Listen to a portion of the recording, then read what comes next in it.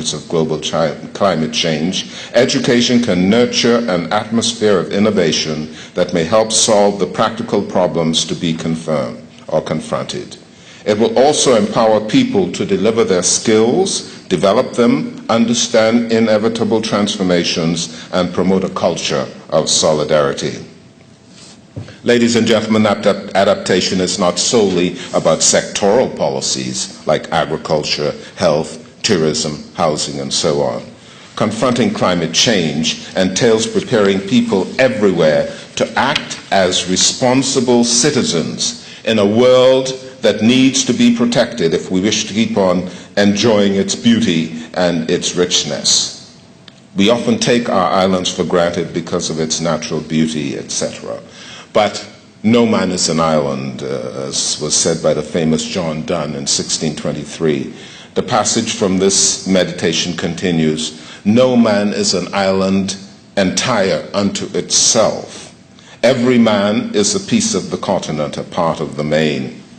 Speaking from an island or on an island, among so many islands, I would like to express before you my deep certainty that even islands are not islands. While climate change threatens the survival of populations by natural disasters, the extent of national borders via sea level rise, and the economic development of already vulnerable states, the Caribbean countries need to stick together.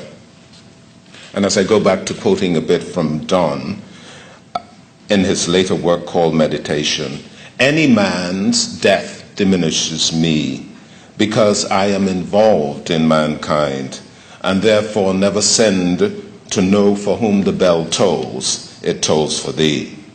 Neither can we call this a begging of misery or a borrowing of misery, as though we were not miserable enough of ourselves, but must fetch in more from the next house in taking upon the misery of our neighbors.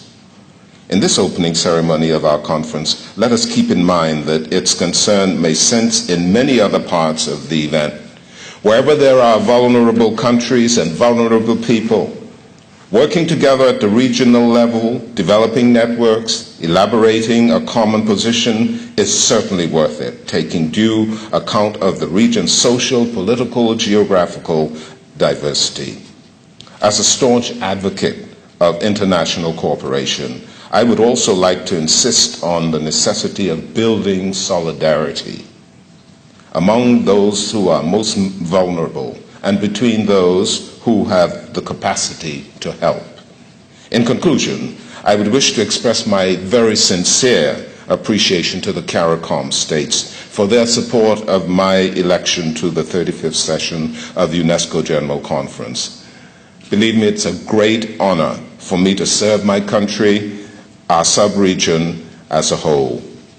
During the few months remaining in my tenure, I will continue to press for a promise I made during my inaugural speech and make sure that small states, in particular developing states, may have a voice in the decision-making of the organs of UNESCO. Over the past year, I was able to see several accomplishments by SIDS, Small Island Developing States, members on the Executive Board of UNESCO, and various other commissions. It is fair to say that their visibility has been enhanced. This particular conference is a good example of the achievement, and it's hoped that in the month of September, UNESCO will hold a very high-level conference on education and climate change in the Bahamas.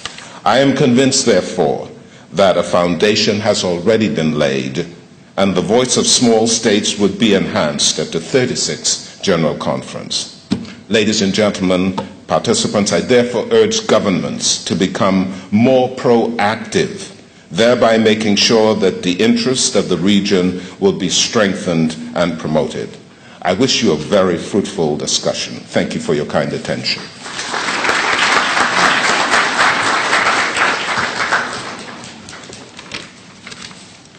Thank you, His Excellency, Dr. Davison Hepburn. And now we will have a poem by Mr. Stephen Smith. Good morning, everyone. If I ruled the universe. I'd bring Pluto really close at summertime. From it, I'd make a wind blow a light chill over the Caribbean Isles, especially when it's most hot, like around lunchtime. If I ruled the universe, I'd put bad economies in reverse, make money irrelevant and put life first. Make sure that no living organism again would ever have to hunger or thirst. Crime would cease to exist, seeing that the most reasons for theft and most murders are money itself. Money would be gone, problem solved. Then I'd replace the laws with ones that actually make sense to every color, race, and creed. Laws like these. No matter how you feel, every family member must hug and kiss each other every day. Working overtime would be illegal. And by law, every father has to take his children out to play. Love would be the first and last lesson taught at schools. And for once and for all, I'd outlaw all negative words, especially useless and fool. Cut off less, these words would be blessed and joined together to make useful. Great men would be measured by the size of their imagination, and women would be the head of creation, and the only punishment for anything would be education, because that's the only way that offenders will learn, hey, selfishness is just not an option. If I ruled the universe, global warming would be a welcome sauna in countries with cold winters that go away by spring. And nuclear waste would be limited to gas passed after a good meal. But we all know that's not too much of a problem. If I ruled the universe, animals would have human rights. Their homes would never be terrorized, and every single forest would be a national prize. Trees would be respected as just as intelligent as Einstein, and we'll combine minds until we find a solution that improves Earth's design instead of paving over her majesty with city lines. If I rule the universe, there would never be a first, second, or third world. There'll just be one world that we all live in. No more hungry people dying from bad living conditions. We would see that in terms of all of us, it always makes sense for us to be closer. I'll make sure that living life is no longer Darwinian, and that survival, get this, and that survival is a collaboration instead of a competition. Something as simple as The Lion King could teach you so much if you just open your heart and listen. And the CIA would be the CIFA, which means Central Intelligence for All, instead of just one country. Middle East and Middle West would be friends at last. If I ruled the universe, war would not even be a thing of the past. It would have never happened. I do not rule the universe. But if you did, what would you do? Thank you.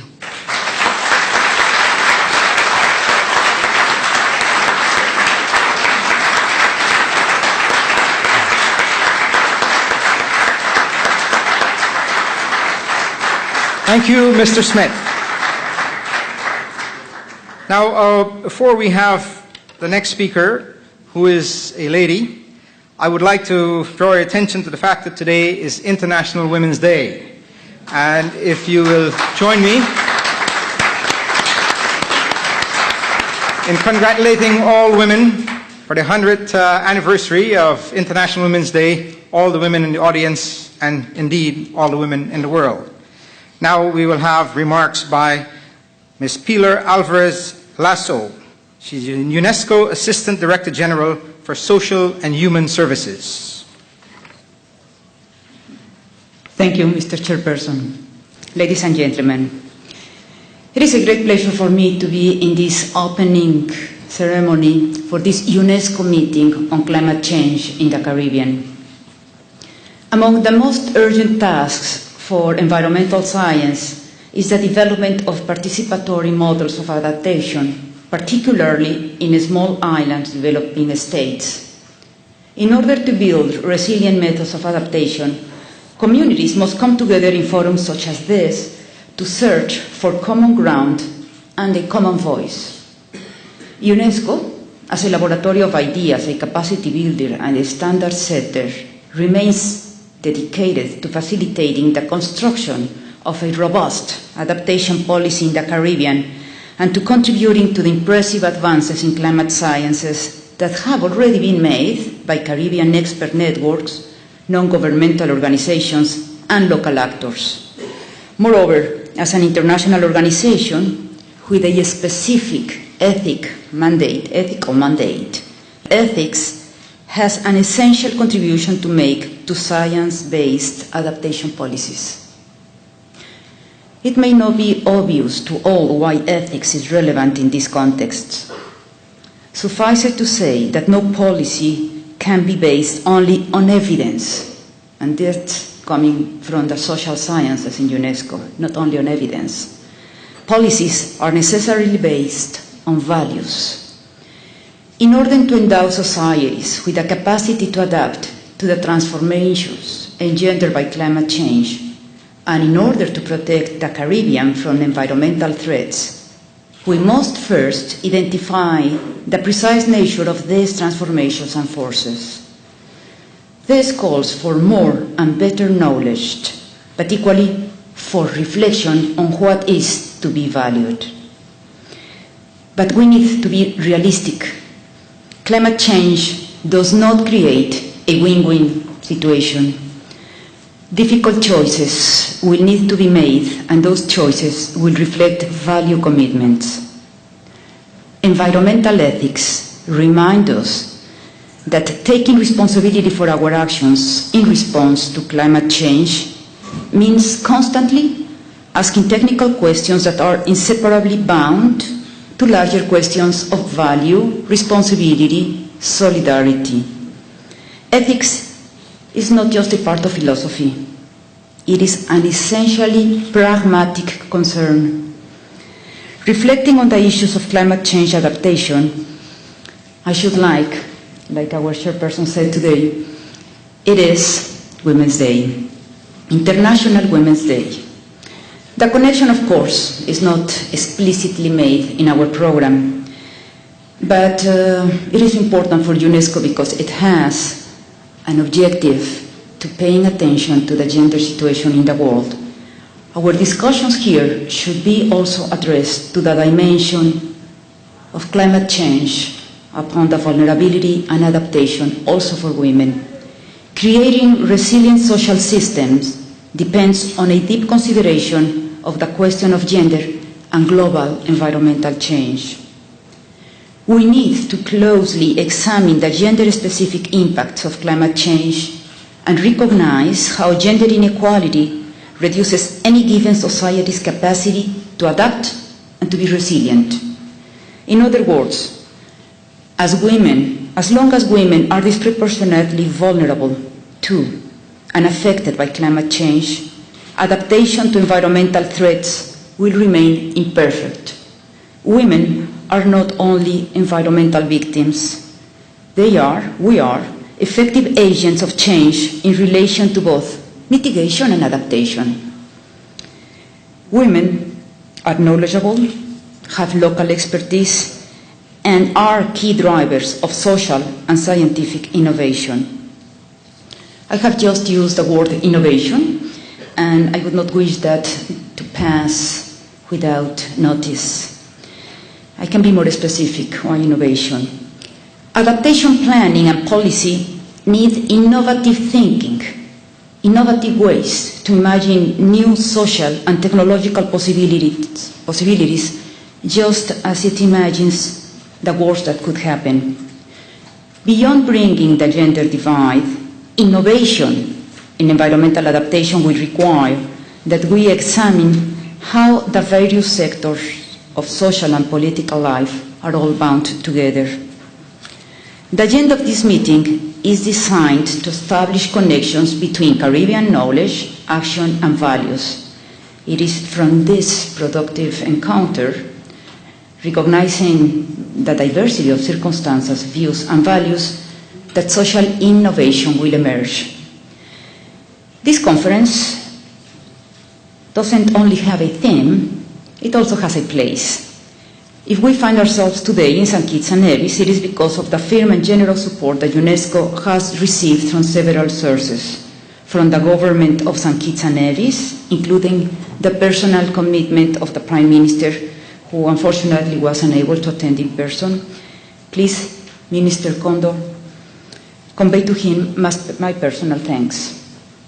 I would like also to express my warmest thanks to the Friedrich Ebert Foundation for its financial support, which reaffirms their will to facilitating innovative and ethical models of adaptation. Financial contributions were also made by the Principality of Monaco and the Government of Mexico, for whose generosity I am extremely grateful. The commitment of non-Caribbean states to this meeting and to all the issues that are related to the Caribbean or small island development states is a reminder that what happens in this region is of significance for the whole world. A shared vision of what happens in the Caribbean for climate change adaptation will resonate with vulnerable populations everywhere. I believe this meeting in St. Kitts and Nevis and its neighbors means and can achieve an articulated vision and contribute to debates on climate change and its implications. Moreover, this meeting will provide a forum for deeper reflection on the Mauritius strategy for small island development states and also reflect on the outcomes of COP16. It is a source of great satisfaction for UNESCO to be able to contribute in this regard, and I look forward with great interest to the results of this meeting.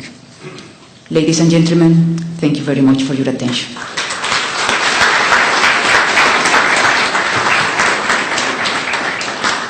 Thank you very much, Ms. Lasso. And now I'm pleased to present the Honourable Sam Condor, Deputy Prime Minister of St. Kitts and Nevis, for the keynote address.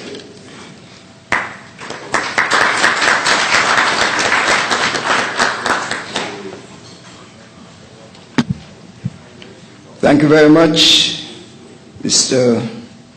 Master of Ceremonies. I am of the view that in large measure it is not coincidental that this two-day meeting is being held here in St. Kitts and Nevis. For I believe that as a developing small island state, we have accepted the UNESCO baton and are running with all that we are to finish well, to finish strong. Allow me please to highlight a few related pointers. We have laid a strong foundation in project and program performance. We have built capacity as we have institutionalized the Office of Secretary General. And Mr. Antonio Maynard, who serves in that capacity, has in the past also served on the UNESCO Executive Board. Mr. David Doyle, Honorary Counsel for St. Kitts and Nevis,